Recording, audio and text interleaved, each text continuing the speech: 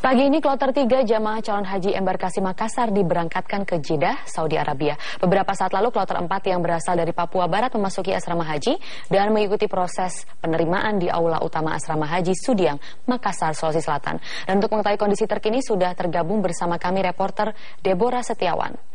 Ya Deborah, bagaimana kondisi terkini di asrama haji Sudiang Makassar ini? Adakah jamaah calon haji yang visanya bermasalah? Ya Maria, saat ini beberapa saat yang lalu para jamaah calon haji asal Papua Barat sudah tiba di asrama haji Sudiang, Makassar, Sulawesi Selatan.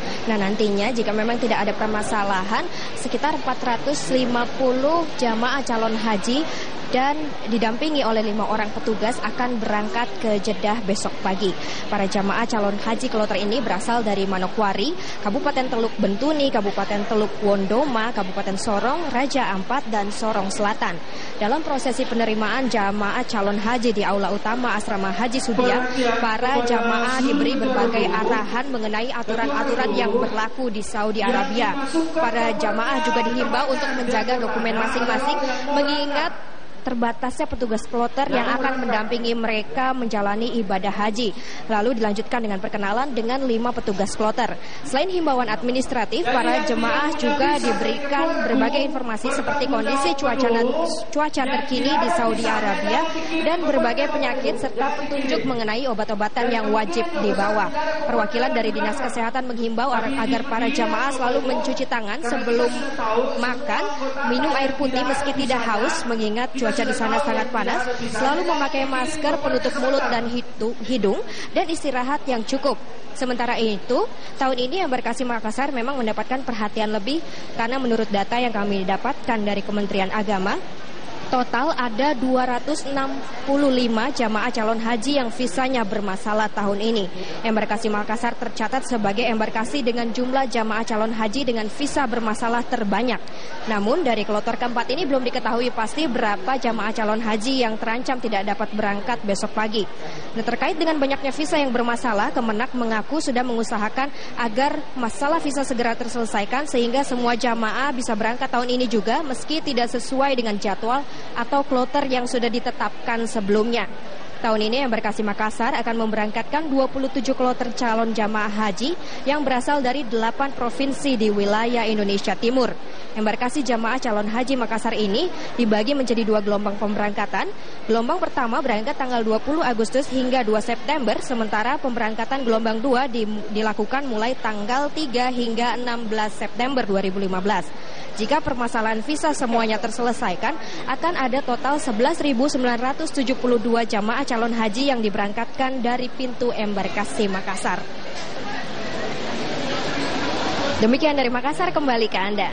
Deborah Setiawan dari Makassar, Sulawesi Selatan. Dari Makassar, pemirsa, kita akan ajak Anda melihat informasi terkini seputar ibadah haji di Surabaya.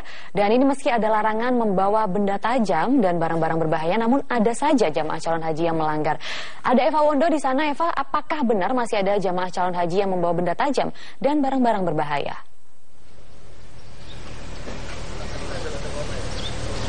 Ya, benar sekali Maria, masih ada saja jemaah calon haji ini yang membawa benda-benda tajam dan barang-barang berbahaya. Ini yang berhasil disita oleh petugas haji dari tangan jemaah calon haji di embarkasi Surabaya. Dan ini tak tanggung-tanggung petugas haji berhasil menyita ratusan benda tajam dan juga barang-barang berbahaya dari jemaah calon haji. Beberapa jemaah calon haji yang tergabung dalam kelompok terbang 4 embarkasi Surabaya terbukti membawa benda-benda tajam seperti gunting, pisau, dan juga paku. Selain itu, cairan di dalam botol seperti air mineral, shampoo, hingga saus juga turut disita oleh petugas haji karena dikhawatirkan akan membahayakan dalam penerbangan. Benda-benda tajam maupun barang-barang berbahaya ini terdeteksi dengan menggunakan pemeriksaan alat metal detektor sebelum jemaah calon haji ini meninggalkan asrama haji Sukolilo menuju Tanah Suci. Dan uniknya, untuk mengelabuhi para petugas, jemaah calon haji ini menyimpan benda-benda tajam dan barang-barang berbahaya ini di dalam lipatan-lipatan baju di koper mereka. Dan berikut kutipan wawancara kami dengan Muhammad Syakur, Sekretaris PPIH Embarkasi Surabaya. yang disita di asrama haji ini itu akan kita kembalikan ke daerah asal. Saya serahkan petugas daerah yang di sini. Petugas daerah pengertiannya ya kasih haji, kemudian ada staf kasih haji, dan juga ada kepala kemenang. Nah ini saya kembalikan kepada mereka untuk dibawa kembali. Setelah melalui serangkaian proses tadi, benda-benda tajam dan barang-barang berbahaya ini akan didata dan kemudian dikembalikan ke daerah masing-masing jemaah calon haji yang akan dikembalikan melalui keluarga mereka masing-masing. Untuk sementara, kembali ke Anda Maria di studio.